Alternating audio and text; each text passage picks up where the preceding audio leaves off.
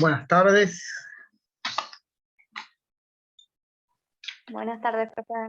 ¿Estamos? Hola, profe. Bueno, supongo que a todos les habrá llegado el examen, el comprobante del examen. Los que no, mándenme un mail, porque a veces se pierden ¿cómo se llama? En el pantano de las redes.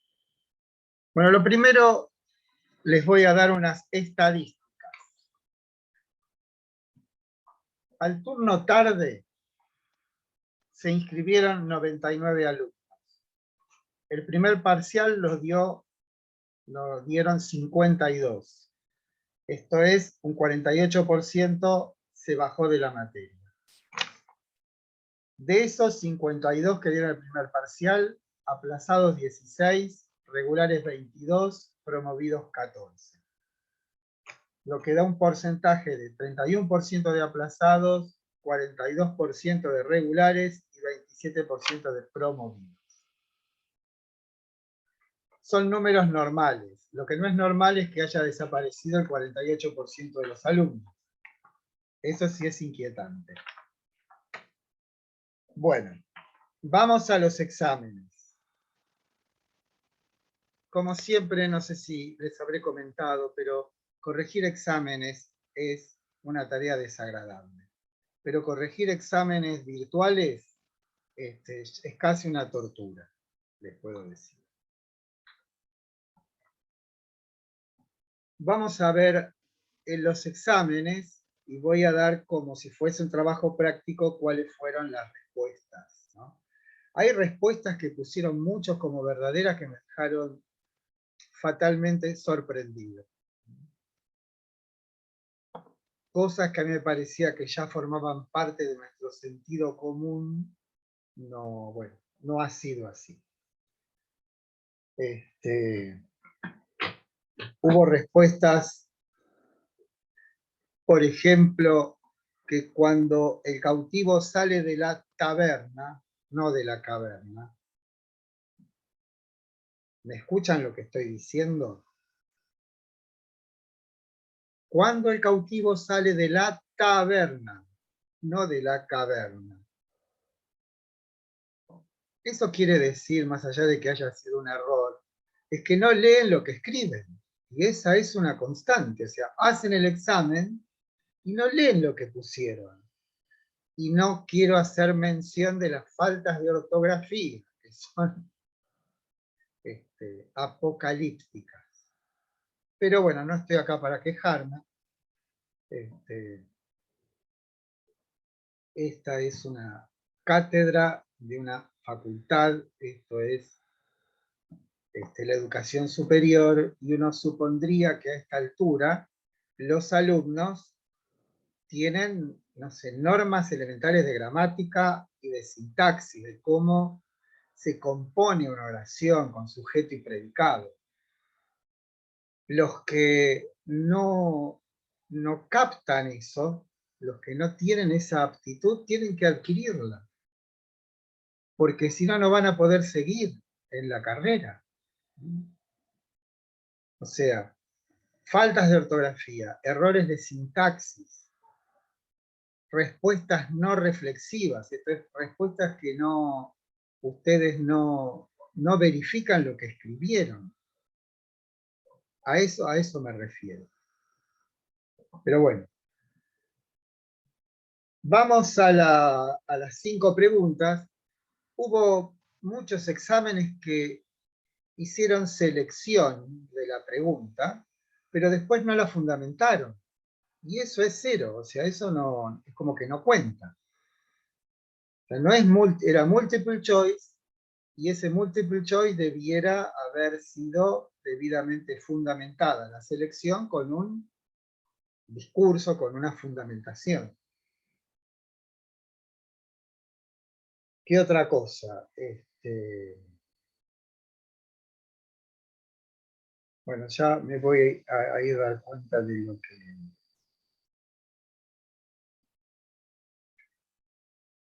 de otras cuestiones que, bueno, fueron dándose a medida que iba corrigiendo. Algunas las anoté como estas, otras ya aparecerán. Las que me sorprenden sobre todo son las de Sócrates, pero bueno, vamos a ir por partes. La primera dice, ética y moral, la tarea de la ética es varias válidas, similar a la gramática. Esa es verdadera. Similar a la gramática. ¿Por qué? Porque la ética lo que busca es descubrir la legalidad del comportamiento moral. Y en ese sentido, la gramática lo que busca es develar cuál es la estructura lógica del lenguaje, en última instancia, ¿no? Eso es, en ese sentido, es cierto que la ética se corresponde con la gramática. Después dice, una recolección de los principios morales vigentes y a partir de ellos establecer un cuerpo de nociones que, tanto generales, pueden convertirse en leyes. Falso.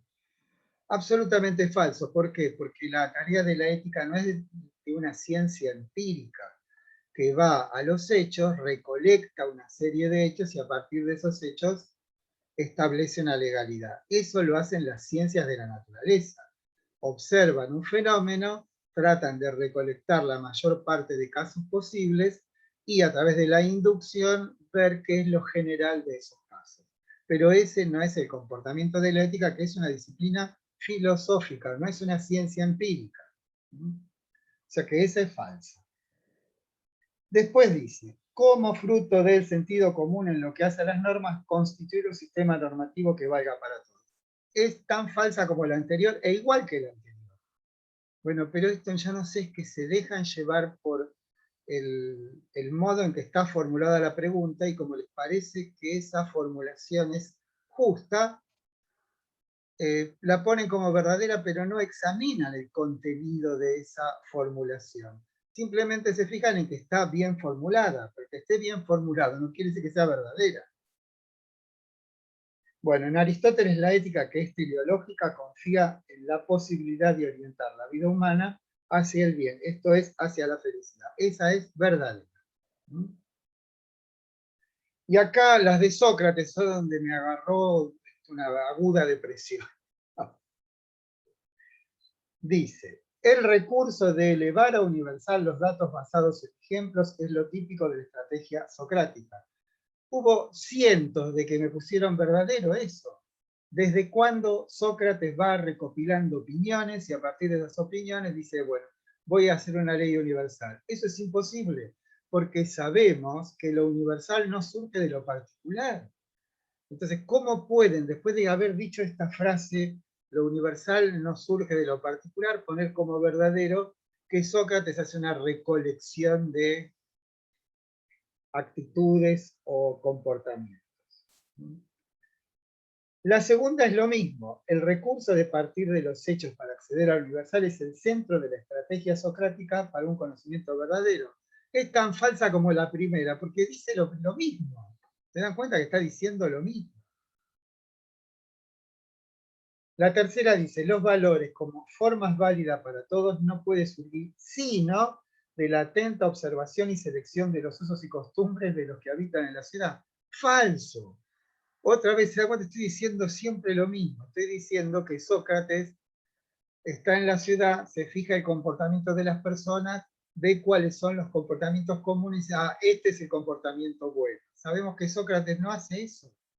Disuelve las convicciones de sus interlocutores y los insta a una búsqueda en la interioridad, donde reside por naturaleza lo universal. Esto es en nuestra alma. Nunca lo universal surge por inducción de los hechos que acontecen en el espacio y en el tiempo. Sin embargo, bueno, y esto lo que quería decir que tuve cierta condescendencia, por no decir compasión, porque si yo hubiese corregido, como si hubiese sido el multiple choice que corrige el programa, o sea, con un programa, el resultado hubiese sido catastrófico. ¿Por qué?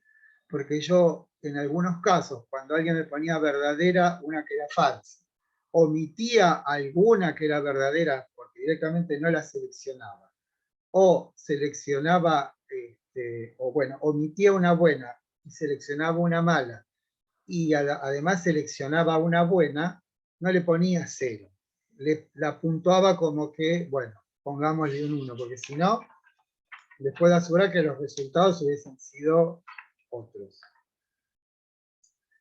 Lo universal, central en los dichos socráticos, es la única forma válida de fundamentación de una conducta justa. A su vez, lo universal no puede ser de origen empírico. Esa es verdadera, que justamente es casi como diciéndoles al oído, esto es lo que hace Sócrates. Y la última también es verdadera. Lo que garantiza la validez de la filosofía socrática es la convicción de que existe algo sobrehumano en cada uno. Justamente el alma es algo no humano, en el sentido natural, en el sentido corporal, en el sentido sensible, que habita en cada uno de nosotros. Y es ahí donde residen esas verdades de carácter universal, que son las únicas que pueden conducir a una conducta justa. Bueno, y aquí también Platón me hizo sufrir bastante. La primera es una obviedad.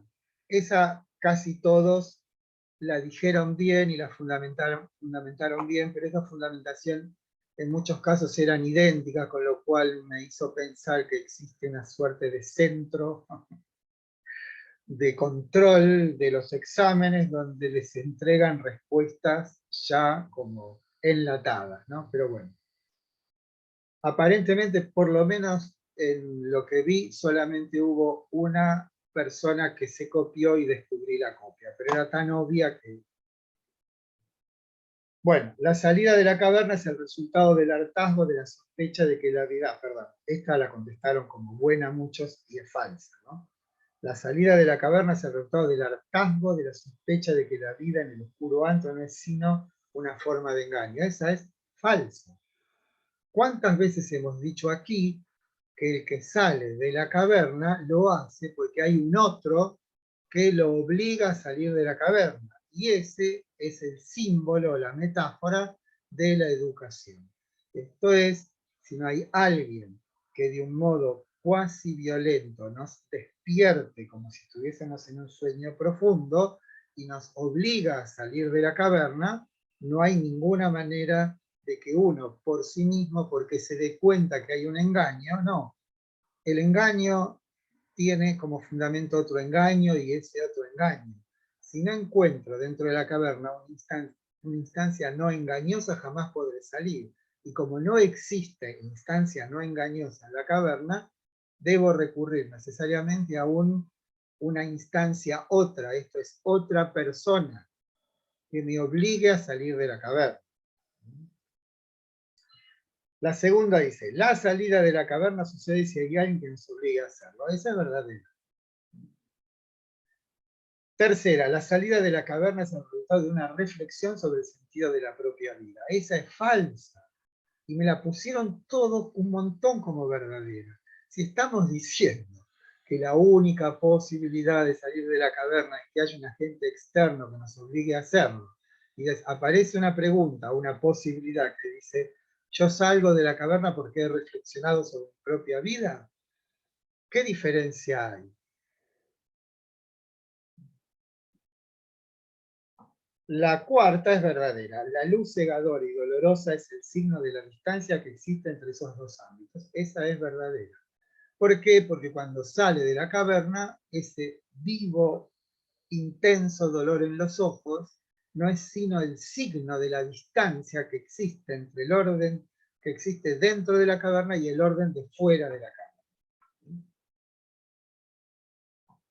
El regreso a la caverna implica un rasgo ético. Esa muchos la contestaron bien y es verdadera.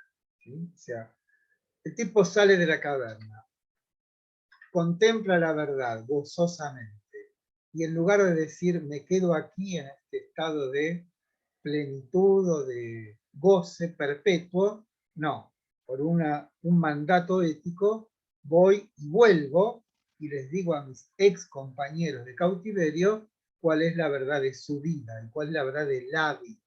Bueno, ya sabemos que lo que le pasa, que lo insultan y llegan a matarlo, eso tiene que ver con Sócrates. En el banquete, el discurso de Aristófanes referido a los andróginos es equivalente al de Diótima. Este no lo eligió nadie. Como no han leído el banquete, no lo leyó nadie, pero les digo que es falso.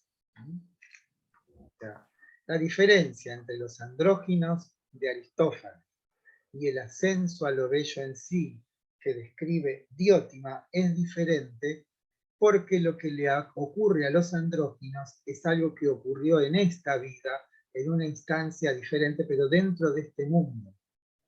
En cambio, el ascenso que hace Diótima no parte de una suerte de separación en los hechos, sino que el alma busca su propia, digamos,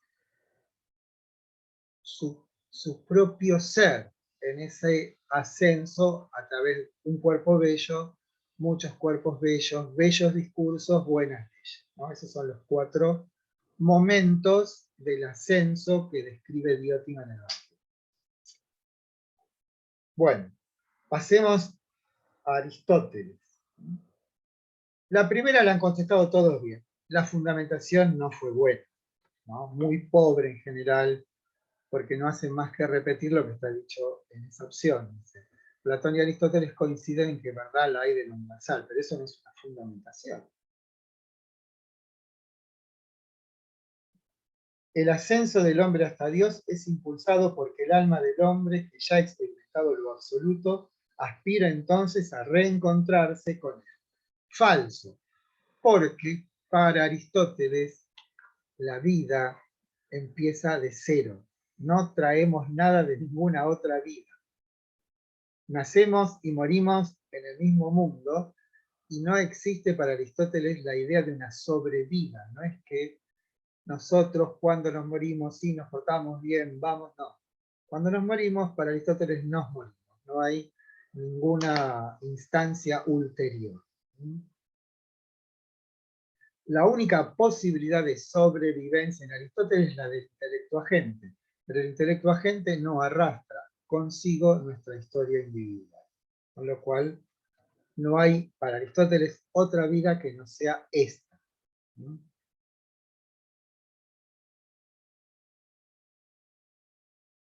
O sea, la segunda es falsa. En tanto poseedor de un alma racional, según Aristóteles, nos espera otra vida en la que seremos premiados o castigados por nuestras acciones. Por lo dicho anterior, falso. No hay otra vida. Tercera, no, la cuarta. El teleologismo es la noción que explica el por qué tenemos apetencia de algo absoluto. Esa es verdadera. Al principio de Aristóteles lo que se dice es que la teleología, no la teología como pusieron muchos, yo les insistí en que no confundan teología con teleología. Teología es la disciplina o la ciencia que estudia a Dios. Teleología no es una disciplina ni es una ciencia, es una concepción que dice que cada cosa o en cada cosa está inscripta una cierta finalidad para esa cosa. Y eso es cierto, atraviesa todo el pensamiento aristotélico, sobre todo en el orden de lo orgánico, no en lo inorgánico, porque una piedra no puede dejar de ser piedra, pero una semilla puede dejar de ser semilla y convertirse en árbol. En ese sentido hay entonces una concepción teleológica de la vida orgánica como de la vida del hombre. Nosotros tenemos una finalidad y esa finalidad es la felicidad. Y la felicidad está enlazada con que nosotros seamos capaces de perfeccionar nuestra cualidad distintiva. Esto es la razón. Solo el filósofo puede alcanzar la plenitud de carácter distintivo que corresponde al humano. Verdadero. ¿Sí? Es el filósofo que por una cuestión profesional, digamos, puede acceder a la visión de Dios, esto es la teoría. Aristóteles II. El hombre prudente lo es porque es capaz de percibir la perfección de lo humano que es anterior a toda existencia humana. Falso. Eso equivaldría a decir que Aristóteles es platónico. El hombre prudente no está mirando una idea para volverse prudente, sino que está mirando a otro hombre prudente, Por eso en la definición de virtud dice tal como lo haría un hombre prudente. El hombre prudente, una vez que ha accedido a esa condición, es invulnerable, no puede regresar a un estado menos perfecto. Falso. Justamente lo notable de la concepción de la prudencia en Aristóteles es que no culmina en una experiencia absoluta donde hubiese colmado todos sus deseos, apetencias o intereses. No hay tal cosa. Yo puedo ser un hombre prudente y bueno hasta el último momento de mi vida, o en el último momento de mi vida puedo hacer una tropelía y deshacer todo lo que hice. Ser prudente no me vuelve invulnerable, sí me vuelve una persona capaz de saber lo que debe hacer, pero eso no quiere decir que no pueda hacer algo malo. ¿Por qué? Porque el hombre prudente no está sostenido metafísicamente, como lo era el socrático o la socrática ética intelectualista que nos decía, bien, cuando conoces el bien te volvés bueno. En Aristóteles uno se hace gradualmente más bueno, pero nunca llega a una culminación. Por eso es tan concreto y tan fecundo todo esto de Aristóteles. Nos está hablando a nosotros a 2500 años de distancia. Es posible encontrar una continuidad entre el hombre prudente y quien contempla a Dios. Eso es verdadero. ¿Por qué? Porque seguramente el hombre teórico, el filósofo, que es capaz de acceder a la plenitud de su cualidad, esto es la visión de Dios, no puede ser una persona viciosa. Debe haber una continuidad entonces entre el hombre prudente y el hombre teórico. Pueden ser el mismo, eso es lo que quiero decir. Después, esta que me la pusieron como verdadero un montón, y yo insistí patéticamente en esto. El justo medio entre dos extremos es el punto equidistante entre los extremos mencionados. No es el punto equidistante. Me cansé de decir, ese justo medio es para mí, depende de mis capacidades, condiciones y posibilidades. No es un justo medio geométrico, ¿sí? Sino que es aquello que yo estoy en condiciones de hacer. Y por eso decíamos, el hombre valiente tiene miedo. ¿Sí? Porque ante una situación de peligro, si uno no tiene miedo, es una persona, se llama un arrojado, ¿no? Una persona que sin ninguna conciencia se arroja en el medio de la pelea, podría ser, o se escapa, eso es un cobarde. Y la última es verdadera. Tal como lo haría un hombre prudente, es una afirmación antiplatónica que forma parte de la definición del acto virtuoso. Esa es verdadera y es antiplatónica, porque no es que para yo volverme una persona virtuosa debo contemplar las ideas. No, debo contemplar o ver a mi vecino que es una buena persona. Ese es el modelo a seguir. No es un modelo absoluto o ideal, sino un modelo que es una persona concreta, que yo conozco y me parece que es un hombre prudente. De él puedo aprender. Bueno, terminado esto, ¿alguna pregunta?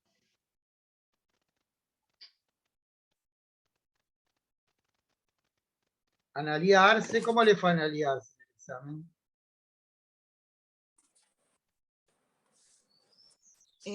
Más o menos. No tengo la nota, profe. Yo te la mandé hoy la nota, me parece. Por mail, ¿no le llegó un mail? Ah, no la vi todavía.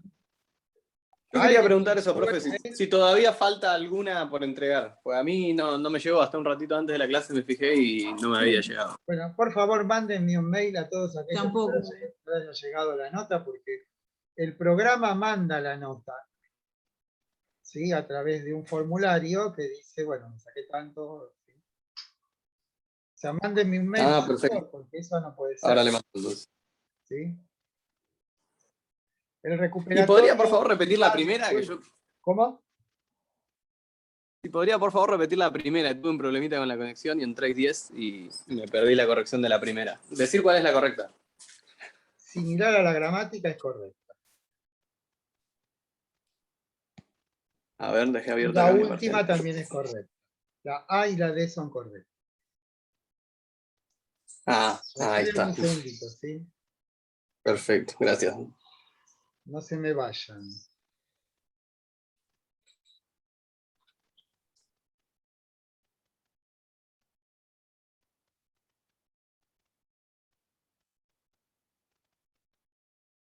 No se vayan, ¿eh? Porque estoy buscando.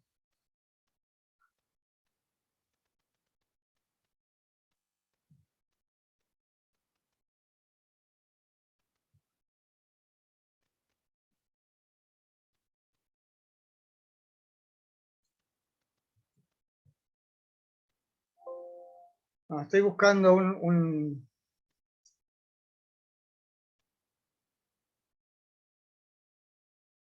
una tabla donde tengo todas las notas.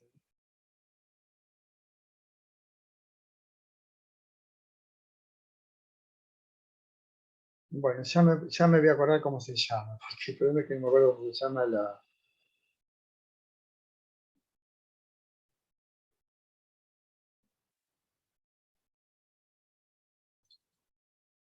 Acá está. Arce Florentín, sos, sí, ¿no? Arce Florentín, Analía Arce Sí. Florentín, sos 8 tenés. No te llegó y Cristian. No me llegó, no. Cristian, ¿cuál es tu apellido? Hernández. Ahí justo le estaba por mandar. Que es más, yo no sé si se acuerda de mí, capaz porque lo había hecho en un WordPad y una vez que se lo mandé no me habían salido marcadas las respuestas. Y después se lo mandé como capturas Ah, bueno. y después Ese lo convertí en PDF. Ese examen no lo corregí porque no me llegó. Ahora que me lo decís, no lo pude corregir porque no me venían los... Pero usted en el momento me respondió, llegó bien. ¿Ah, sí? No Sí, te puedo sí, creer. yo me quedé tranquilo por eso. O sea, en alguna de las 3 formas que se lo mandé, pues entré en desesperación. Yo digo, lo terminé Sos de la tarde, ¿no? faltando 5 minutos, creo. ¿Cómo? Hernández Cristian, sí, acá está. Sí, perdón, sí, acá está. Ah, sí. Sí, ya le digo, me pasó eso, lo hice, pues había cambiado la compu el día anterior y no tenía Word. Bueno. Y lo hice en WordPad, Ah, no sí, se ahora me marcaron acuerdo. las respuestas y después se lo mandé como... Bueno, ahora cuando termina la clase te mando el comprobante. Así que a vos, Analía, no te llegó el comprobante. ¿Hubo algún otro que no le llegó el comprobante? No llegó nada. ¿A quién no le llegó? Bueno, mándenme un mail ahí Profe, al a mí, Outlook. Yael Mendieta, ¿puede ser, profe? ¿Cómo? Yael Mendieta. Bueno, hagan esto. Mándenme un mail ahora mismo y después cuando termine la clase se los reviso y les mando el comprobante. ¿Sí?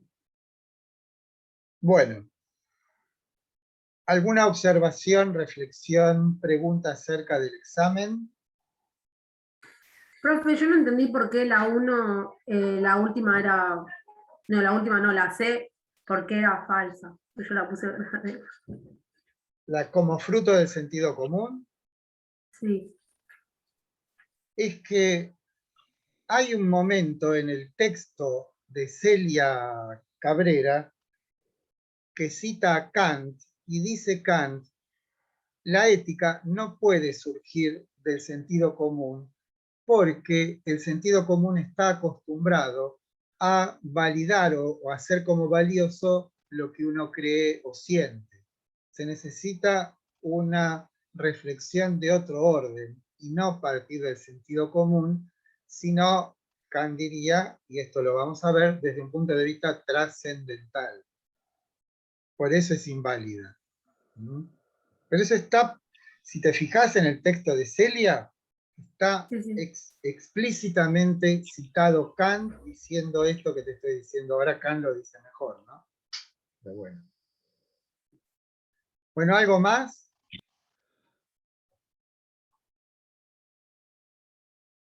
Yo en esa misma, ya que ella lo mencionó, había puesto la B, que era la que hablaba de Una recolección.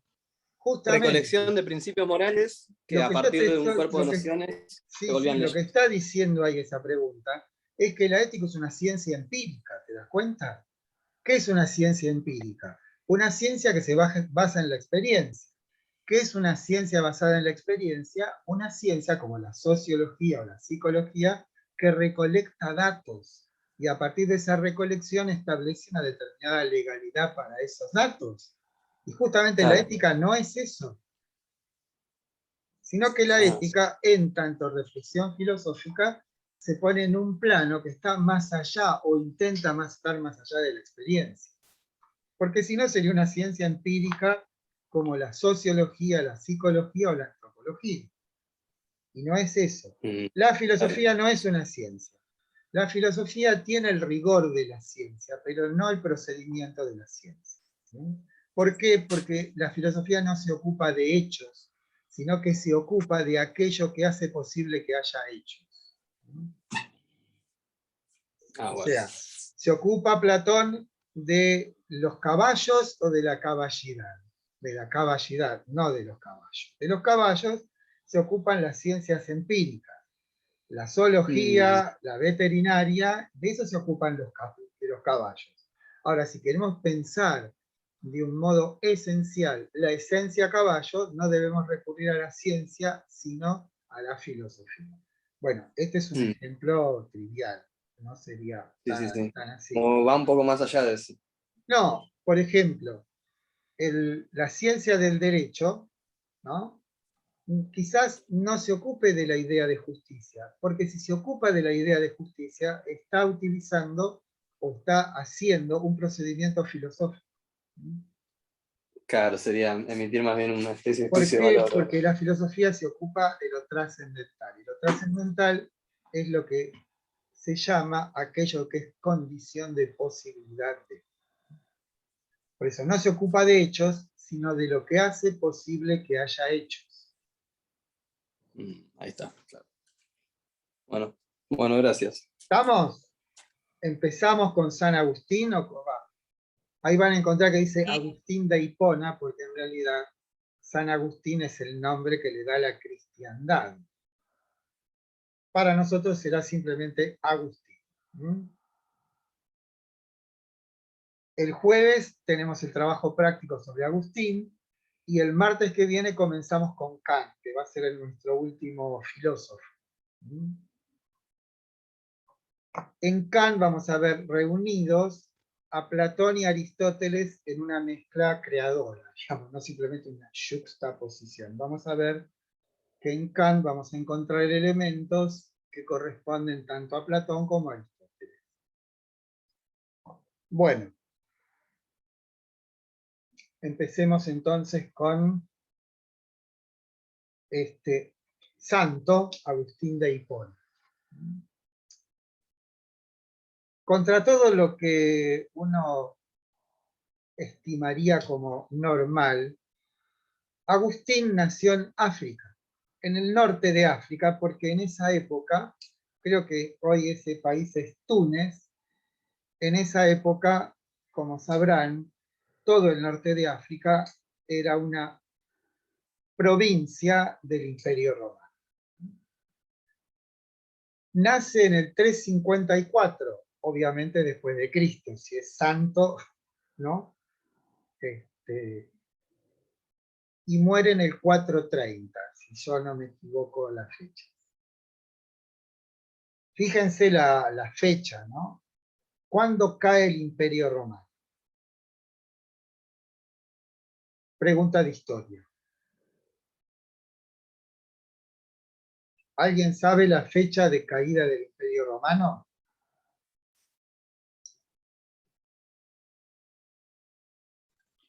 El año 150 antes de Cristo. Antes de Cristo, no. Estamos hablando de Agustín. No. El Imperio Roma nace en el 700. Perdón, en el 700, la extensión, me confundí. En el 756 a.C., fundada por Rómulo y Remo y toda esa historia, y cae en el 476 después de Cristo, cuando Odoacro, rey de los Érulos, destituye a Rómulo Augustulo, el último emperador. Y eso, como saben, es el límite que los historiadores le ponen entre la Edad Antigua y comienza la Edad Media, que formalmente también o convencionalmente se dice, la Edad Media culmina en la caída de Constantinopla en 1453, cuando los turcos otomanos saquean Constantinopla. Y la Edad Moderna empieza con la caída de Constantinopla y termina con la toma de la Bastilla, el 14 de julio de 1789, y ahí comienza la época contemporánea. Esto es, no sé si conocen las peripecias del Imperio Romano, pero a partir del siglo III, que es el siglo de la gran crisis del imperio, la autoridad imperial está más en manos de los soldados, o sea, de los generales, que de los emperadores. El Senado, que era el cuerpo colectivo más gravitante durante mucho tiempo en el gobierno de Roma, pasa a ser simplemente un títere, un instrumento de los generales en pugna, ¿no? O sea, y por otra parte, ya la frontera norte, sobre todo, está totalmente infiltrada por las tribus bárbaras. Las tribus bárbaras, los germanos, los francos, los érulos, los cimbrios, los godos, los visigodos, los astrogodos y no sé cuántos más, además de los hunos de Atila, que vienen desde Hungría, ponen en jaque permanentemente al imperio. Hay las causas son muchas. La época cuando nace Agustín claramente es la época de declive del imperio, aunque todavía ciertas instituciones se mantienen. Poco tiempo después de la muerte de Agustín, Hipona es saqueada por los vándalos. ¿Saben por qué se llama Andalucía, el sur de España? Por los vándalos, Vandalucía. Y ya le ponemos este tipo es un vándalo, es porque estamos utilizando como adjetivo el nombre de esa tribu germánica. Los germanos, saben ustedes, vienen de lo que en el siglo VIII después de Cristo, creo yo, que fue en el 8, Varo, un general romano, es vencido por los germánicos en el famoso bosque de Teutoburgo, donde liquidan a 20.000 soldados romanos. Desde ese momento los romanos dijeron, bueno, dejemos el Rin como límite y no nos metamos con los germanos, que son gente harto peligrosa. Dejémoslo ahí. Eso no fue no neutralizó el hecho de que los germanos fueran contratados como mercenarios por los romanos. Yo no sé a partir de qué época, pero la guardia del emperador estaba constituido por germanos. No me acuerdo bien, pero...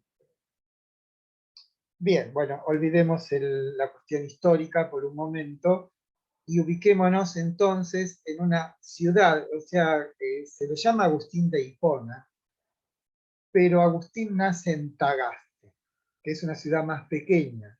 Ahí la ciudad más importante de esa zona es Cartago.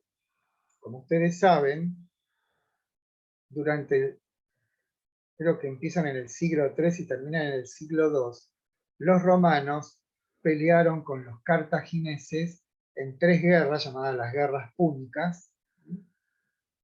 Terminaron destruyendo Cartago. Había un senador romano que cada vez que terminaba decía buenos días, decía Cartago delenda est. Cartago debe ser destruida, ¿no? Y al final no solamente la destruyeron y masacraron a toda la población, sino que araron con sal para que no creciera más. Pero de hecho Cartago resurgió como una importante ciudad del norte de África, pero ya como una provincia romana. Es durante las guerras púnicas, en la segunda, donde nadie entiende muy bien por qué Aníbal, el gran general cartaginés, no saqueó Roma y la destruyó. Todavía nadie sabe por qué. Ahí es donde aparece Escipión el africano, que le tiende una celada, ¿sí? Bueno, en la batalla de Zama y de... Bueno.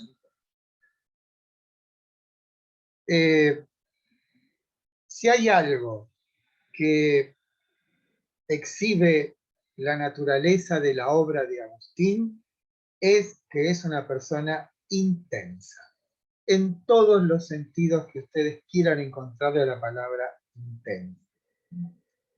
Yo acá tengo, si ustedes lo quieren comprar alguna vez, una edición de las Confesiones de San Agustín, editorial Losada, traducción y estudio previo de una de las más grandes medievalistas que existen, no sé si en el mundo, pero sí en América del Sur, que es la profesora de la UBA, Silvia Maña Vaca, que tiene una introducción magnífica y una introducción y una traducción magnífica de esta obra, que es la obra más conocida, más popular de Agustín. Se llama Confesiones, aunque, lo digo ahora, confesión no tiene el sentido que le damos nosotros hoy a esa acción de confesar los pecados. Confesión es una declaración de alabanza que tiene que ver con la asimetría que existe entre Dios y nosotros. O sea, eso es una confesión. Y si ustedes leen el libro se van a dar cuenta que lo que persiste como un tono común en toda esa obra es esta alabanza permanente de Agustín hacia Dios. Entonces decíamos, esto de si queremos encontrar una constante en la obra y en la vida de Agustín es esa intensidad con que vive todos y cada uno de los momentos de su vida. Es intenso y profundo, tanto en sus errores como en sus, que es lo contrario del error, en sus certezas, digamos, ¿no? O en sus virtudes, podemos decir. Y la otra constante, unida a esta nota de la intensidad, es el interrogarse permanentemente. Es una persona que busca de un modo pertinaz, esto es, de un modo consecuente, certezas. Necesita certezas. Y como digo, las busca con esa intensidad que hemos señalado.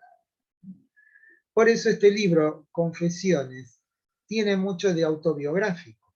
En él describe Agustín desde que nace, prácticamente lo que tiene los recuerdos más antiguos de su propia vida, cómo fue su vida, qué fue lo que le fue pasando y cómo, de un modo u otro, Dios lo fue secretamente asistiendo para que en un momento dado, providencial, él pudiese experimentar esta transformación que se llama conversión, ¿no? En un momento dado ya vamos a hablar, San Agustín termina convirtiéndose al cristianismo. Pero para eso, para convertirse al cristianismo, tenemos que notificarnos de que hay dos personas en la vida de Agustín esenciales, que son los que de algún modo le proveyeron de un modo consistente esa posibilidad de convertirse. Una es la madre, que es Santa Mónica, y otro es San Ambrosio, el obispo de Milán, que era una persona muy leída. Acá hay una cuestión anecdótica que yo creo que ya les conté, pero se las vuelvo a contar, que el primer testimonio histórico que tenemos nosotros de que alguien leyera en voz baja es de Agustín en las Confesiones, cuando dice que de un modo sorprendente ve que Ambrosio lee en voz baja. Esto es, dada la escasez de los libros y que no mucha gente sabría leer, leía uno y otros escuchaban, pero no existía ese íntimo diálogo del alma en que consiste la lectura. No existía eso. Entonces Agustín nos cuenta esa hermosa historia de, está acá en las Confesiones, después si quieren se las busco.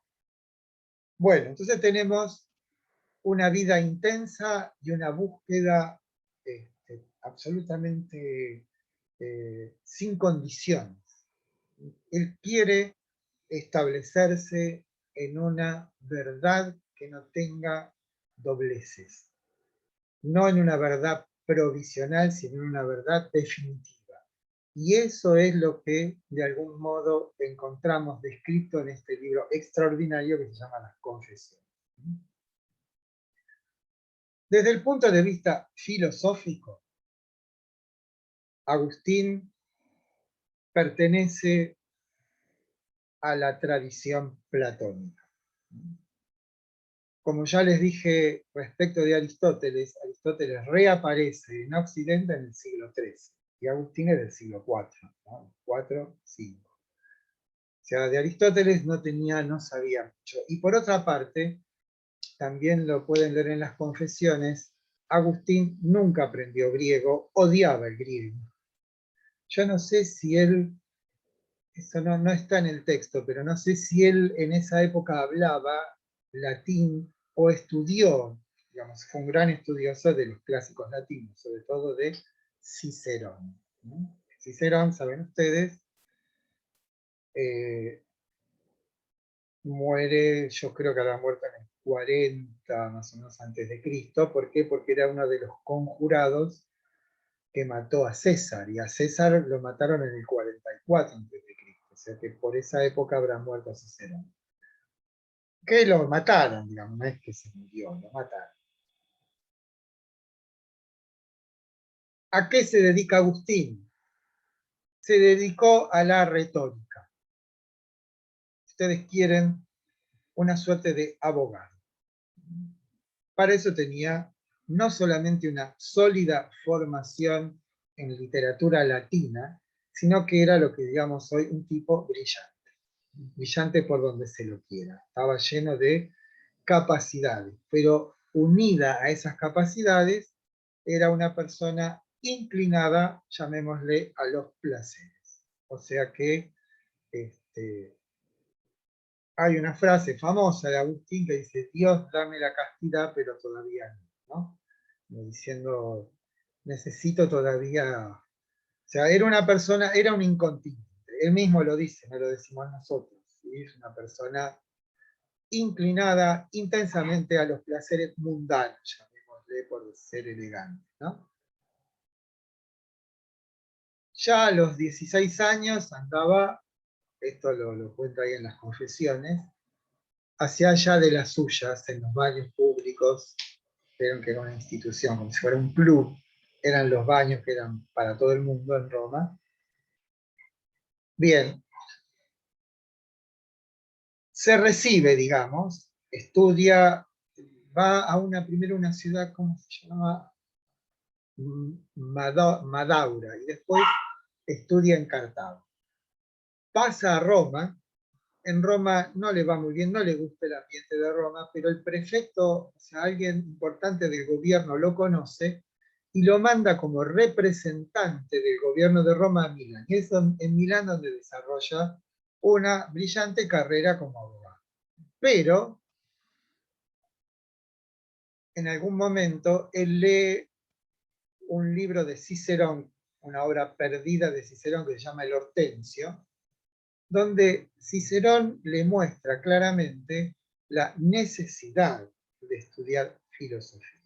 O sea, que la filosofía no es un ornamento más. La filosofía no es una técnica que nos sirva para tener resultados más felices o más eficaces, sino que es una genuina búsqueda de la verdad. Y eso lo conmueve a Agustín. Y se da cuenta que todas sus capacidades, que él de un modo dispendioso entrega a la búsqueda sobre todo de la gloria y el reconocimiento, es una forma espuria, baja, digamos, de utilizar sus propias capacidades. Algo similar a lo que le ocurre a Platón cuando lo conoce a Sócrates. Recuerda que Platón tenía como destino ser un gran literato, un escritor de tragedias, y cuando conoce a Sócrates se da cuenta que sus capacidades debiera mucho mejor ser orientadas para el bien común, para la verdad que para ser rico y famoso. A Agustín le ocurre algo similar. Se da cuenta que sus capacidades están orientadas a la búsqueda de la gloria, la felicidad, la riqueza, y realmente debería orientar su acción a un fin más alto, más elevado, más relevante, si se quiere.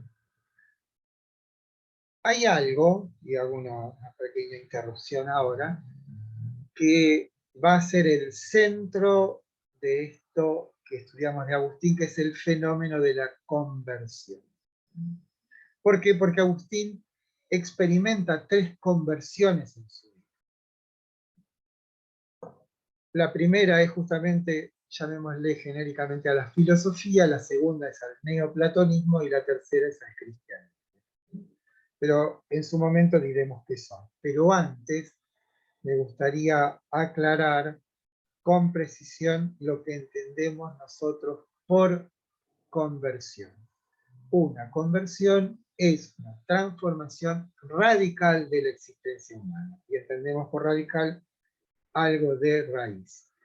Esto lo vimos cuando hablábamos de Sócrates y la ética intelectualista, o cuando en Platón accedemos a la noesis, o sea, la visión de la verdad.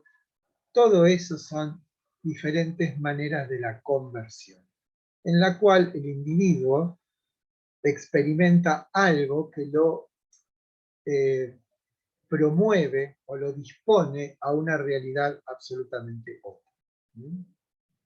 Saben ustedes, en el cristianismo una de las conversiones más famosas es la de San Pablo, aunque después estuve leyendo de que quizás no haya sido como tal una conversión, pero tomémosla como tal. Saben, San Pablo se llamaba Saulo del Tarso, era un judío, si bien es un judío nacido en una región de lo que hoy es Turquía, en Tarso, pero era ciudadano romano. Saben que en un momento dado, un emperador, que yo no sé si no fue Heliogábalo, extendió la ciudadanía romana a todos los hombres libres del imperio. No, Heliogábalo no puede ser. Si no fue Augusto, debería andar por ahí. Bien, lo que implicó esto es que Saulo del Tarso, como ciudadano romano, podía recorrer todo el imperio sin ningún impedimento. Nadie le iba a pedir, no había aduanas internas, digamos, para un ciudadano romano. Pero dado que Saulo del Tarso era un judío religioso ortodoxo, en la época en que el cristianismo como tal empieza a emerger, se toma la tarea Saulo del Tarso de perseguir a esa secta herética que eran los cristianos en ese momento.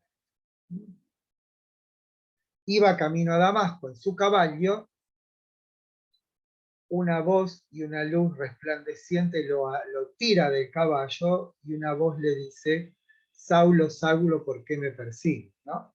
Saulo del Tarso se queda ciego, la visión le es restaurada por un cristiano llamado Ananías, y desde ese momento pasa a ser Pablo del Tarso, y es en los Hechos el que creó el cristianismo. Porque saben ustedes las cartas de San Pablo. Bueno, cuento esto porque es un ejemplo de conversión. Y por otra parte, para mostrar que en el Imperio Romano, el que gerenció, si ustedes quieren usar un lenguaje actual, la difusión de esta nueva religión fue San Pablo. ¿Por qué? Porque San Pablo se da cuenta de que este mensaje de Jesús, que vaya a saber, una cuestión de tradicional, era simplemente algo para los judíos, lo que hace San Pablo es darse cuenta de que este mensaje es para toda la humanidad. Y por eso él lo que hace es universalizar el mensaje de Jesucristo a todo el imperio. Bueno, cuento esto porque tiene que ver con San Agustín, porque San Agustín ya vive en un mundo donde el cristianismo, si bien no era la religión, ya era la religión oficial, pero bueno, en los suburbios del imperio, dado el caso, el padre de Agustín, que se llamaba Alejandro, no era cristiano, sí la madre. Entonces, vamos a prestar especial atención al fenómeno de la conversión porque es un acontecimiento en la vida de Agustín. Decimos que tenemos 3 momentos: a la filosofía, al neoplatonismo y al cristianismo. Bueno, y definimos entonces la conversión como esa transformación radical que experimenta una persona y que lo dispone a una realidad absolutamente otra de la que venía viviendo. Eso no quiere decir que no hubiese en esa persona una cierta preparación, ¿no? Que dispusiese que ese acontecimiento se diera lugar. Hay un texto de Michel Foucault que se llama Hermenéutica del sujeto, donde describe 3 tipos diferentes de conversión. Está la conversión platónica, la conversión helenística y la conversión cristiana.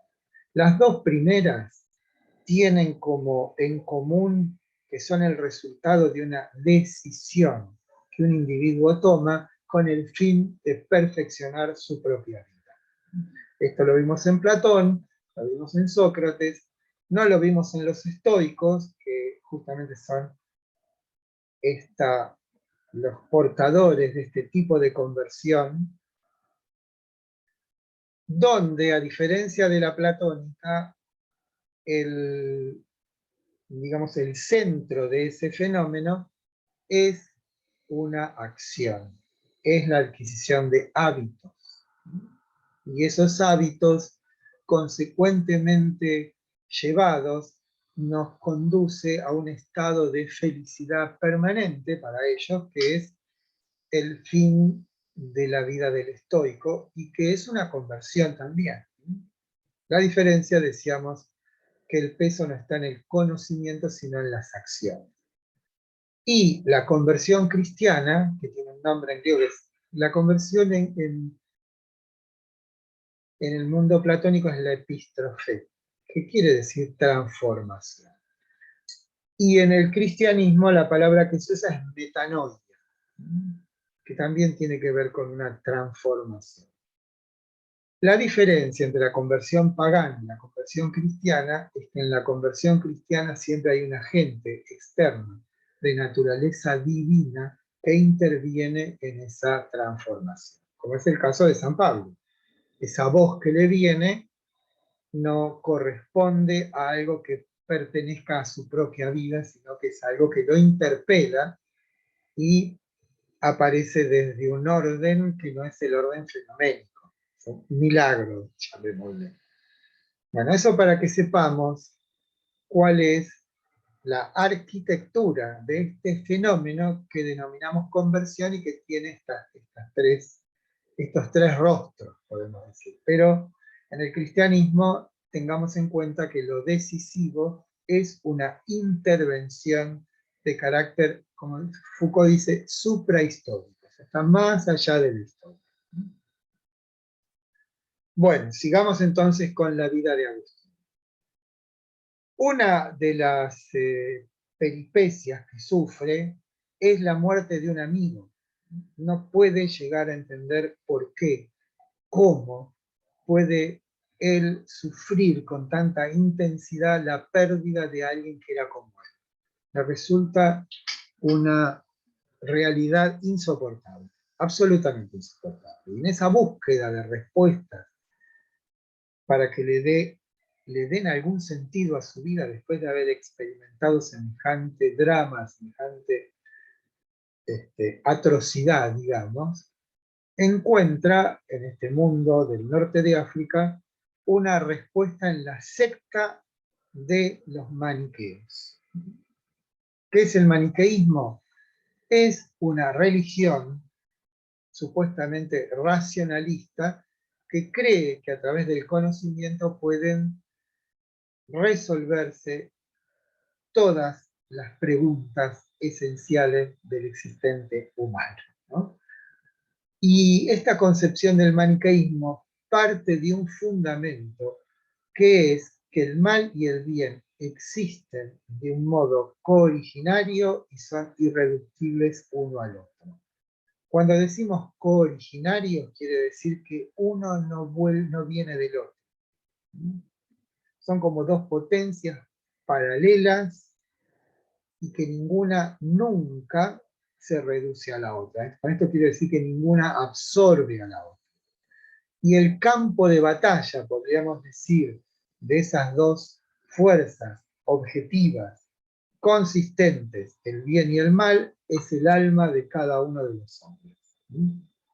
Entonces, aquellos en los cuales reconocemos una conducta virtuosa es porque, independientemente de su decisión, el principio del bien tiene cierta preponderancia sobre el principio del mal. Y por el contrario, aquellos en los cuales reconocemos actitudes viciosas, destructivas, es porque en ellos el mal prepondera sobre el bien. La limitación que después va a denunciar Agustín de esta posición filosófica, Agustín estuvo 7 años con los maniqueos, es que no existe responsabilidad.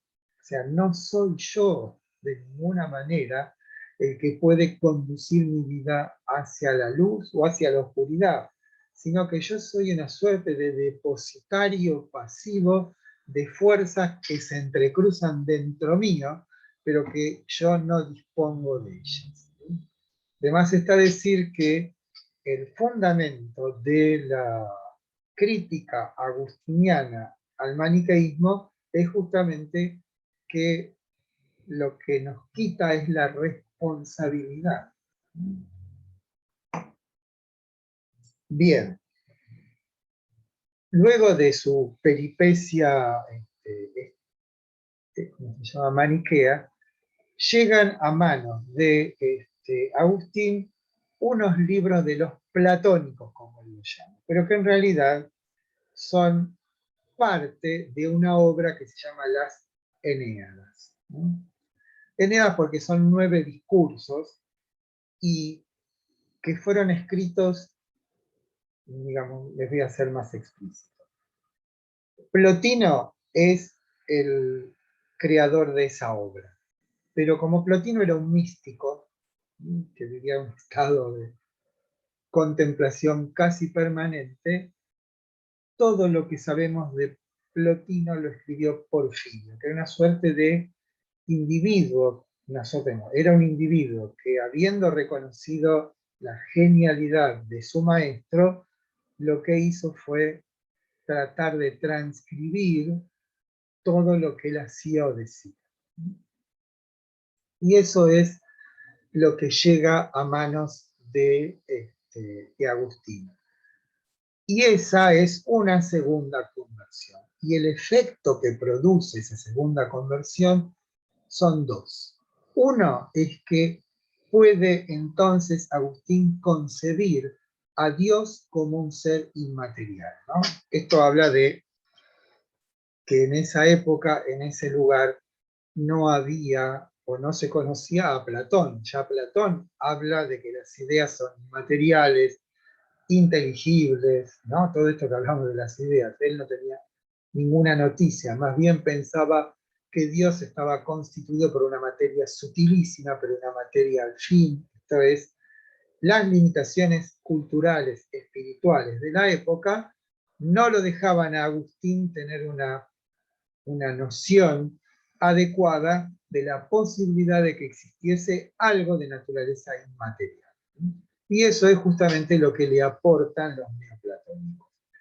No es momento, lamentablemente, de hablar de los neoplatónicos y de esa obra, de las Eneadas, porque es un pensamiento complicado en el cual participan en diferentes mixturas tanto Platón como Aristóteles. Pero digamos que Plotino supone que existe en la cúspide de la realidad lo que él llama el uno. el uno no se puede decir, no se puede pensar, no se puede referir, no, es la pura unidad, no tiene contenido, es inefable.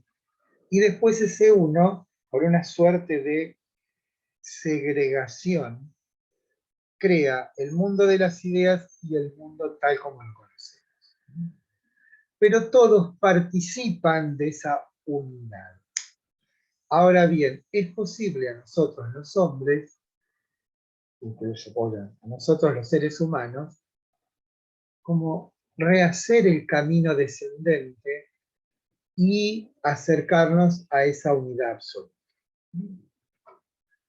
Pero bueno, esa es una cuestión que se nos escapa.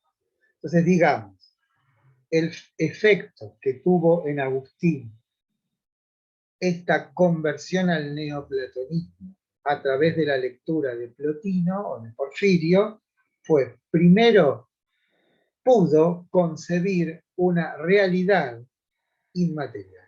Y eso es lo que es ese uno de Plotino, ¿no? Recordemos nosotros que justamente como el Dios de Aristóteles, al carecer de materia, carece de potencia. Y al carecer de potencia es perfecto. Y el segundo aporte decisivo, extraordinario, que le da el neoplatonismo a Agustín, es que concibe el bien como privación. Ahora les voy a decir qué significa eso. Para Platón, como para Plotino, no existe el mal como tal. No es que hay algo sustancialmente mal. No hay algo que sea real y que podamos identificar con el mal. Lo que hay es carencia de bien. Esto es, en otras palabras, el mal no existe. Lo que existe es la lejanía del bien. Esto es, si yo como ser humano me comporto de una manera baja, vil, una manera que corresponde más al carácter animal en mí que al carácter racional en mí, no es que el mal me posea. Lo que estoy haciendo es alejándome de mí. Entonces, absolutamente decisiva en esta conversión, esta segunda conversión de Agustín al neoplatonismo, es el descubrimiento de que el mal, a diferencia de lo que decían los maniqueos, el mal no existe. En todo caso, existen las malas acciones. Y las malas acciones o los malos sentimientos no son sino una forma degradada del bien. ¿Está claro? Como verán, es una idea absolutamente genial. El mal no es. El mal es carencia o privación del bien. El bien, no, digamos, siendo el mundo una creación de lo divino, no puede haber mal en el mundo. Lo que puede haber en todo caso es desvío, lejanía, pero nunca algo como malo en su realidad. Bien. La tercera conversión de Agustín, aquí lo encontramos en una casa en las afueras, en la campiña, en un estado como siempre de cierta inquietud, de cierta búsqueda, que si bien él ya ha superado al maniqueísmo y de algún modo ha superado también al pensamiento neoplatónico, sigue todavía inquieto porque necesita una certeza que venga de otro lado, una certeza que no pueda ser cumplida simplemente con el instrumento de la razón. Necesita una experiencia de tal hondura, de tal contundencia, que realmente lo precipite a esa otra vida. Y eso le ocurre en esta casa de campo, en las afueras de Milán, creo yo, cuando escucha a unos chicos que están jugando en la casa de al lado, y que dicen tole lege, toma y lee, ¿no? Como están jugando, los chicos no saben quién está en la casa de al lado. Entonces, lo que hace Agustín es tomar esas palabras como una señal. Se abre la Biblia o el rollo de la Biblia al azar y encuentra un fragmento de una carta de San Pablo, creo que a los romanos, donde dice: invístete de nuestro Señor Jesucristo, despójate de toda vestidura impura, deja de lado las francachelas, las comilonas, pues, todo eso. Y ahí tienen ustedes cómo para Agustín esa es una intervención providencial. Y esa lectura, esa sola lectura de ese fragmento de la carta de San Pablo, fue absolutamente suficiente para que se operase en la vida de Agustín una transformación decisiva. Esto es una conversión. A partir de ahí, Agustín ya no tiene más dudas, ya no tiene otra cosa que certezas, y decide regresar a África y ocuparse de su vocación, ¿no? Ahí es donde muere la madre, en Ostia. Ostia es el puerto de Roma, ¿no? En Roma no da el mar. Como la madre dijo, bueno, yo ya, como que ya cumplí, te hice santo, podemos decirlo, aunque no era santo todavía. Agustín vuelve al norte de África, va a la ciudad de Hipona, y ahí, de una manera que podríamos denominar peronista, es ungido obispo, por aclamación, por eso digo al estilo peronista, por aclamación es ungido Agustín como obispo, por eso se le llama Agustín de Hipona, aunque él haya nacido en la ciudad de Tagaste. Bueno, ahí comienza otra vida para Agustín. En principio se mete en el medio de la tormenta, porque fíjense, y ahí tienen una nota interesante de Agustín concibe su vida, como lo hizo Sócrates, con un carácter misivo.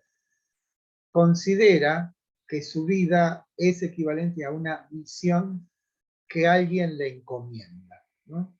Y la misión encomendada a Agustín es claramente una misión que Dios le dispone. ¿Por qué digo esto? Porque él podría haberse quedado plácidamente gozando de la naturaleza en el norte de Italia, y sin embargo, ¿qué hace?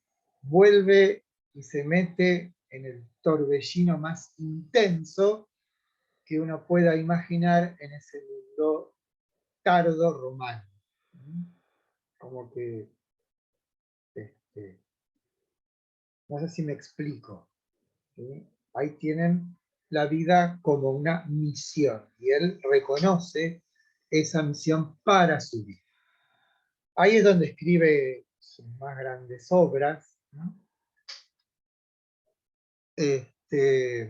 Tengan en cuenta que él tiene que pelearse con sectas cristianas. O sea, todavía la iglesia no está constituida como una unidad. Todavía prevalecen, por ejemplo, en ese momento, en el norte de África, hay una tensión entre los donatistas y los pelagianos. Los donatistas son ultra ortodoxos y descreen que uno pueda transformarse. Por eso le achacan a Agustín que ha sido una persona de vida disoluta y ahora es obispo, como diciendo eso no puede ser. ¿Por qué? Porque las personas, así como nacen, son. Y vos naciste siendo un tipo bastante sinvergüenza y ahora sos obispo, eso no puede ser. Eso dirían los donatistas. Y los pelagianos son aquellos que dicen, bueno, en general todas las personas somos débiles, somos frágiles, todos vamos a ser perdonados. Como dirían, no nos hagamos problemas, veamos la vida con un temple anímico amable, donde las cosas están dispuestas, vivamos plácidamente, no vivamos dramáticamente. Esas son, y digamos, este hombre en el medio de esas tensiones, que no eran tensiones orales, ¿no? Se agarraban a los palos, se mataban entre ellos. Ni pensar lo que hacían con los paganos, ¿no? Se conoce la historia de Hipatía, la primera filósofa asesinada por los cristianos, ¿no? Además estaban los arrianos, que casi todos los pueblos bárbaros eran arrianos. El arrianismo es una concepción del cristianismo que dice que Jesús no es Dios, sino que es un representante de Dios. Bueno, con toda esta prédica agustiniana se me están yendo los alumnos, se aburren.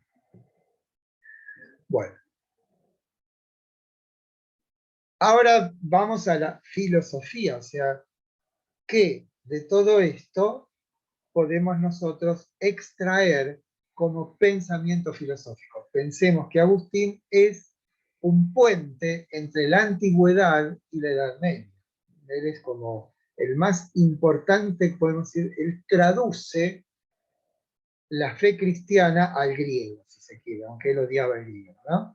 Porque los fundamentos conceptuales del pensamiento agustiniano son neoplatónicos. Él piensa el lenguaje neoplatónico, si lo pensamos filosóficamente. Por supuesto que el uno de Plotino no es un ser personal, no es un Dios en el sentido cristiano de un Dios creador, no es alguien que interviene personalmente en la historia, como hace el Dios cristiano, que manda a su hijo, que es un rostro del mismo. O sea, hay muchas diferencias, pero desde el punto de vista conceptual sigue siendo un neoplatónico. Ahora bien, lo que describe Agustín justamente en las confesiones es lo que llamamos el triple movimiento del alma. Ese triple movimiento tiene una dirección, que es el descubrimiento en mí de Dios. ¿Cuál es el procedimiento? Partir de una pregunta. La pregunta se la formula San Agustín, por supuesto, metafóricamente a las cosas. Le pregunta a las cosas, sobre todo a las cosas bellas, en qué consiste su belleza. ¿Por qué hay belleza en el mundo? ¿Cuál es la naturaleza misma de la belleza? Y las cosas le responden que nosotros, las cosas, somos cosas creadas. No es a nosotras a quien debas preguntarle, sino que debes dirigir la pregunta o la formulación al creador. Entonces, ese primer movimiento, ¿sí?, que sale fuera de nosotros, es este movimiento de distensión, o sea, nos distendemos y vamos hacia afuera. El segundo movimiento, que es un movimiento de interiorización, recordar Sócrates, recordar Platón, ese movimiento de interiorización se llama la intentio. Y entonces la formulación se la hacemos a nosotros mismos, a nuestro mí mismo, a lo que él llama la memoria. La memoria tenemos que pensarlo hoy como la conciencia, ¿no? Y es justamente en esta búsqueda a los diferentes aspectos que encontramos dentro de la conciencia, donde descubrimos al tiempo mismo, que Agustín descubre a Dios dentro de sí. Entonces ahí ocurre una cosa muy particular, porque hasta cierto momento uno podría creer que el que dirige o dispone lo que nosotros hacemos o dejamos de hacer somos nosotros mismos. Pero de pronto Agustín descubre que dentro nuestro existe una suerte de habitante superior a mí. Y es justamente ese descubrimiento el que me lleva de esa interiorización a la elevación. Y ese movimiento, ese tercer movimiento, es lo que Agustín llama la extensión. Primero nos perdemos en el mundo. Después, en esta búsqueda interior, lo que hacemos es reconocer que eso múltiple del mundo se unifica en nuestro interior. ¿Cómo se unifica? Y fíjense ustedes pueden oler una comida, ver una comida, escuchar cómo se fríe una comida, palpar una comida, y después todo eso que nos ofrece de un modo múltiple una sola cosa en la experiencia es unificada cuando nosotros la saboreamos, la olemos, la palpamos. Se dan cuenta que lo que hace el espíritu humano es unificar lo múltiple de los sentidos. Entonces, el primer descubrimiento en este camino de interiorización que hace Agustín es que el alma humana existe como un poder unificante. Unifica lo disperso. Claramente, esto no necesito que hagamos ninguna prueba, por los sentidos las cosas no vienen de diferente manera. La misma cosa es olida, palpada, comida, vista o gustada. Hay 5 sentidos hacia la misma cosa. Sin embargo, todo eso múltiple queda unificado cuando nosotros ingerimos una comida o vemos algo. Hay un poder entonces en nosotros, y ese es lo primero que reconoce, la unidad del espíritu humano, o del alma humana, si ustedes quieren. Y es esa unidad la que le permite a él hacer una suerte de recorrido interior. Y en ese recorrido interior descubre, de un modo alborozado, que hay alguien que es más que yo, y que ha sido de un modo constante y permanente quien secretamente ha conducido los pasos de toda mi vida. Por eso les decía, en las confesiones, Agustín reconoce al final que Dios ha sido una suerte de guía secreto de todos sus pasos, que lo dejó cometer los peores deslices. Pero no es que Dios lo motivó esos deslices. Dejó que los hiciera para poder reconocer esos deslices. Y por fin, una vez entonces que él ha descubierto a ese insigne habitante de su propio interior, él decide que no va a ser ya él el que habrá de dirigir los pasos de su vida, sino que su vida va a estar necesariamente orientada por esa voluntad superior que ha descubierto dentro de sí.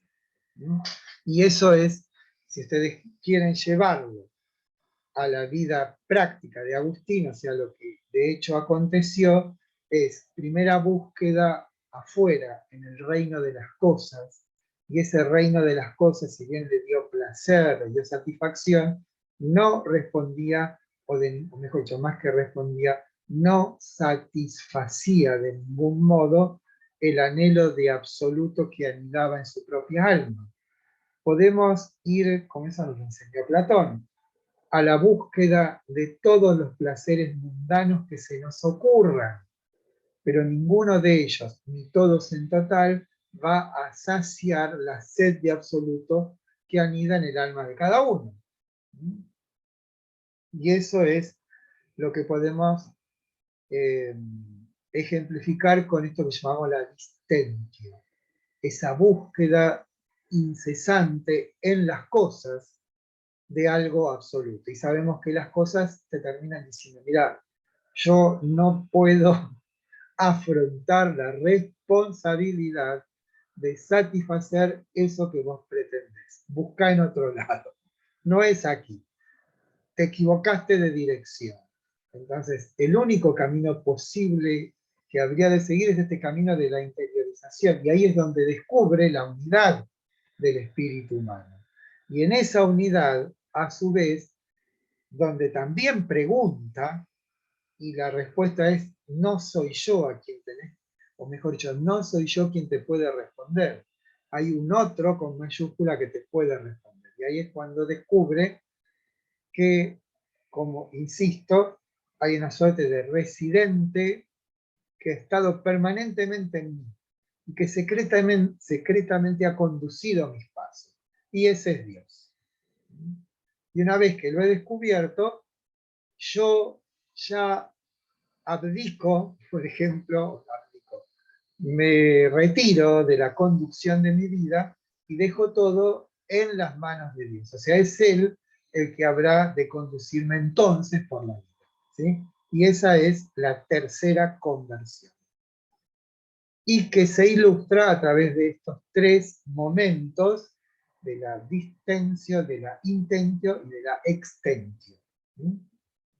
Bueno, ahora bien, una vez dicho esto, saben ustedes que hay una famosísima frase agustiniana que tiene interés filosófico que dice: comprendo para creer, creo para comprender. Donde ahí se reúnen estos dos en apariencia opuestos que son la fe y la razón, ¿no? Pero fíjense, comprendo para creer, o sea, el primer paso lo debe dar la razón.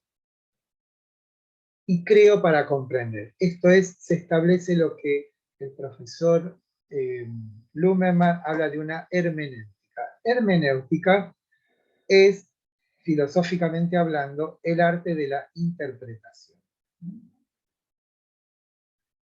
Cuando el espíritu, en su aspecto racional, va a la búsqueda de las verdades de la fe, ¿no? Lo que está haciendo es intentando interpretar lo que la fe dice.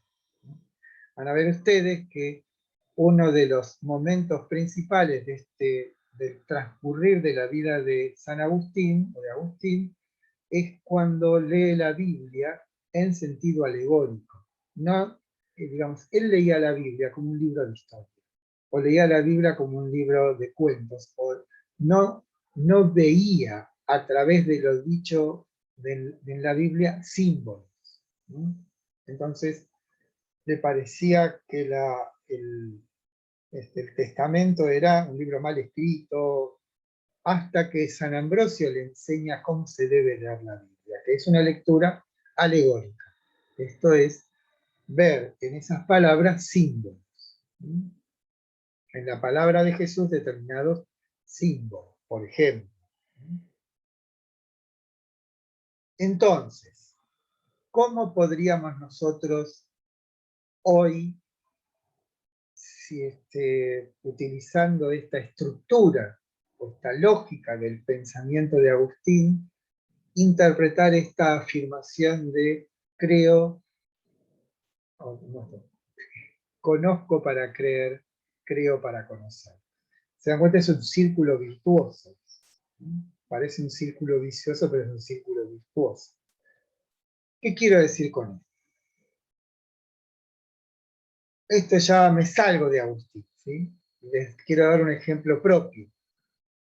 Hay una miniserie que se llama Roma, no sé si la han visto, creo que ya se la sugerí, de HBO, que es extraordinaria, sobre todo la primera temporada, pero más allá de que nos guste la historia, para mí tiene un profundo carácter educativo, en el sentido de que nos enseña cómo vivían los romanos, cuál era la manera de vivir en esa ciudad que tenía más de 1 millón de habitantes. Piensen eso, donde había individuos de todas las culturas. Bueno, en esa ciudad, por ejemplo, en ese mundo de Roma, lo que se nota, por ejemplo, ya en los primeros episodios, es que las personas hacen el amor con los esclavos delante. O sea, no tienen ningún pudor respecto de los esclavos, ¿no? Y eso, si leemos un poquito de historia, nos damos cuenta que para un romano, un esclavo no es una persona, es una cosa, o menos que una cosa. Por eso es como desnudarse delante del espejo. Nadie tiene pudor delante del espejo porque el espejo no nos mira, ¿no? ¿Por qué? Porque es una cosa. Bueno, los esclavos eran esas cosas que además nos servían un poquito de vino o nos ponían la ropita si teníamos frío. Si uno tenía una hija o un hijo que no lo podía criar, no lo quería, el pater familia lo agarraba así como nació y lo tiraba en la esquina y se lo comían los perros, y si tenía suerte lo agarraba a alguien y lo criaba como esclavo. Y no había ninguna ley contra eso. ¿Por qué? Porque el pater familias era dueño y señor de bienes y personas, y como dueño podía disponer de ellos como si fuesen propiedades o como si fueran cosas.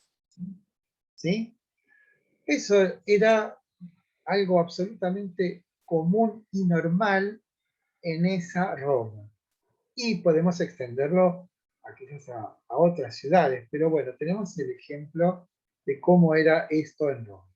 Ahora, de pronto aparece un pensamiento, de carácter religioso, que dice que todos somos iguales porque todos somos hijos de Dios. Gran quilombo. ¿Por qué? Porque yo ya no puedo tratar al esclavo como una cosa. ¿Por qué? Porque es como yo. Y eso es lo que no se bancaron ni los romanos ni los griegos. Absolutamente. ¿Cómo? Como diríamos, este cabecita negra es igual que yo. No es igual que yo soy mejor. ¿Por qué? Porque soy blanco. Bueno, eso mismo trasladenlo a Roma, donde todavía no había aparecido el cristianismo.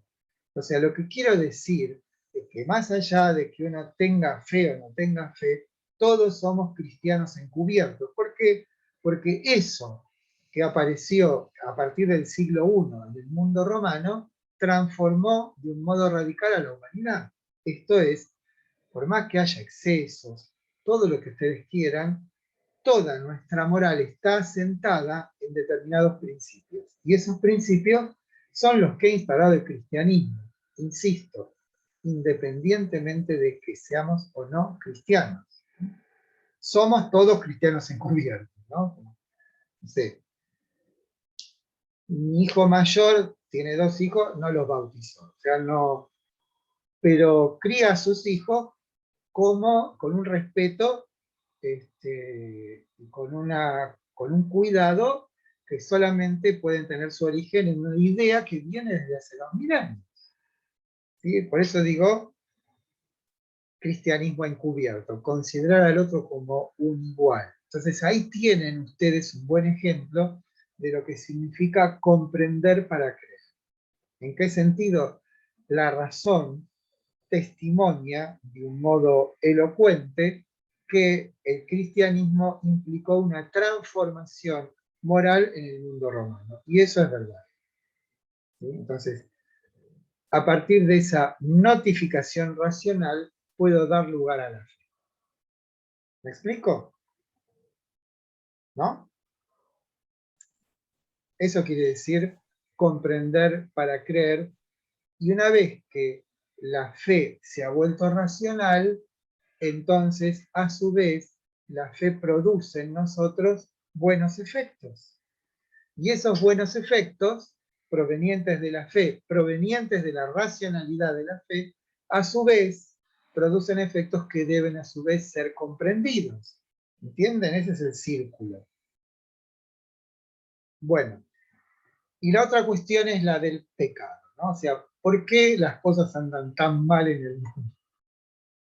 Agustín se pregunta, ¿no? Como diciendo, ¿cómo con esta gente yo puedo hacer algo, ¿no?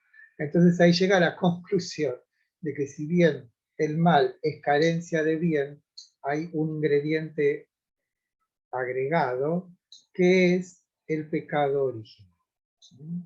El pecado original tiene un efecto espantoso porque dice, obnubila nuestra razón y debilita nuestra voluntad.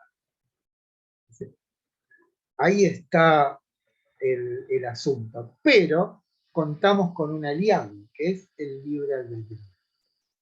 Si bien el libre albedrío no nos puede llevar de por sí a una vida justa, a una vida recta, podemos sí decir que si llegamos a tener o a vislumbrar la certidumbre de determinados principios, nuestra voluntad habrá de inclinarse a favor de esos principios.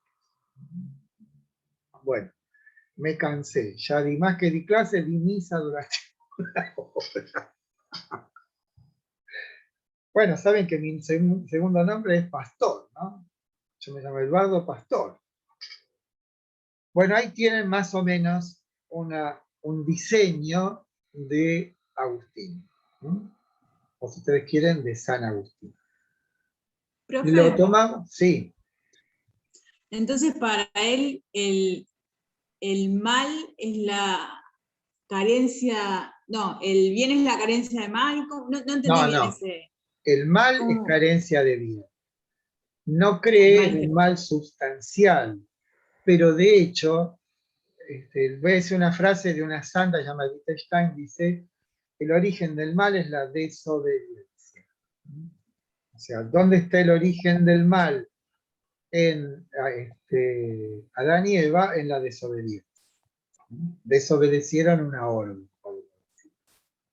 Ahí es cuando el mal empieza a adquirir una cierta sustancialidad, en el sentido de que hay ángeles caídos, ¿no? Aquellos que por soberbia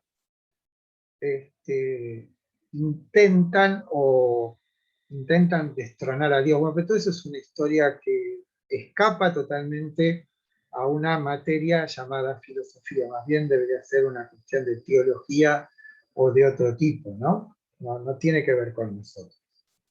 Pero el hecho de hacer radicar el mal en la desobediencia le otorga cierta sustancialidad, porque existen agentes reales para esta concepción, que son los demonios o los diablos, como quieran llamarlo, que de algún modo están tratando de corroer, de disolver, de destituir a cada una de las almas. O sea, si uno se pone a pensar en las redes, en el consumismo, en la codicia, en la avaricia, en la ceguera, etcétera, etcétera, podemos decir que el mal está triunfando o tiene mucho éxito en el mundo. ¿Sí? ¿Por qué? Porque justamente nos hace elegir hacia abajo, hacia lo inmediato, hacia lo que tiene que ver más con el egoísmo que con la comunidad. Sí, de Fabián, exactamente. Agustín, más que platónico, es un neoplatónico. Y Tomás de Aquino, no sé si es un aristotélico, pero lo que hace es hacer confluir el cristianismo con las categorías aristotélicas. Ustedes Entonces sabrán. existe, Sí, perdón. sí, No, dime. quería decir bien inferior y bien superior. Bien superior vendría a ser el bien supremo. Y el bien inferior es la falta de voluntad No, o los el bienes, debilitamiento. digamos, para Agustín, en tanto Dios es creador, no existe el mal en el mundo. Lo que existen son acciones desviadas. Está bien, está bien. Y las acciones Y están desviadas porque, como digo, la impronta del pecado original en nosotros obnubila nuestra razón y debilita nuestra voluntad. Entonces empezamos a elegir hacia abajo, porque no está mal el sexo, está mal el sexo concebido como un fin absoluto, ¿no? Como si no hubiese otra cosa. No está mal tener bienes, lo que está mal es considerar que la única finalidad del ser humano es tener cada vez más bienes. O sea, no está mal, claro, o sea, como se decía, todo en su medida y armoniosamente, ¿no?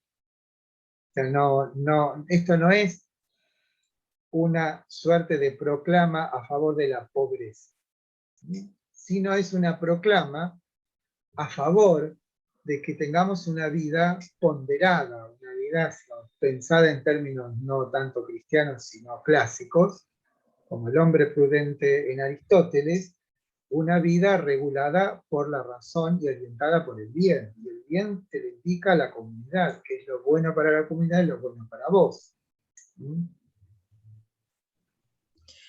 Lo que quiero que me quede claro, El- entonces, el mal no existe, sino que es el bien, por ejemplo, trayéndolo a la actualidad, lo Existen corruptible, acciones lo malas. corrupto.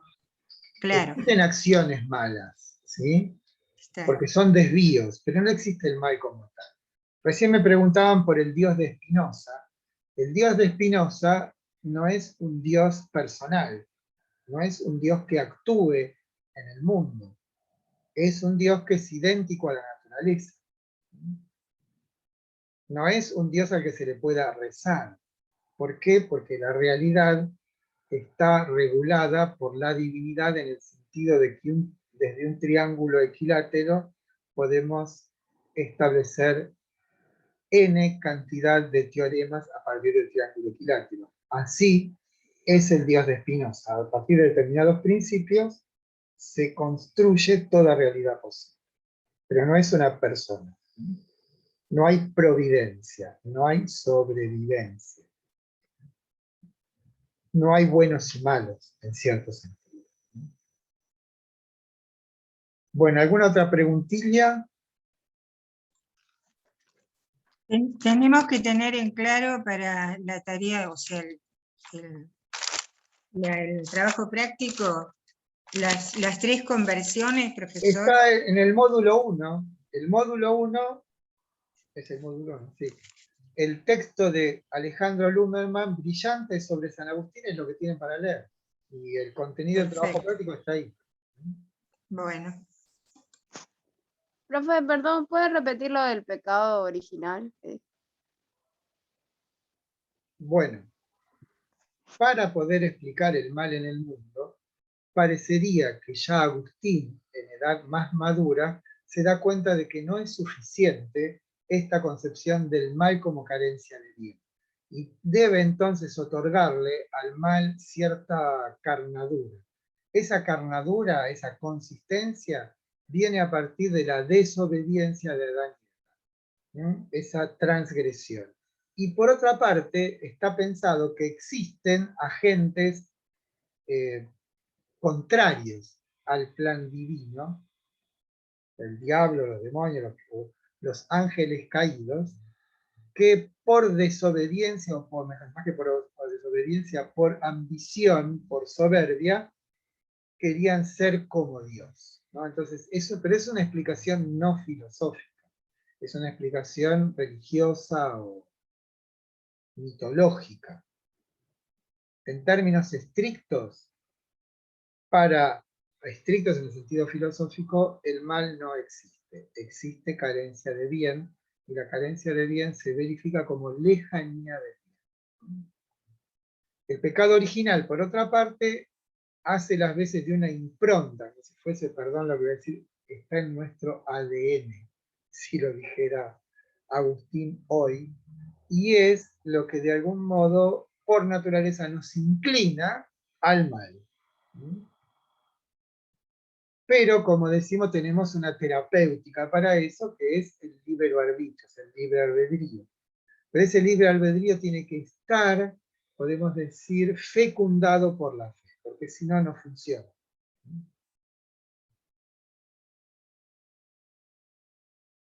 Bueno, a misa el domingo a todos.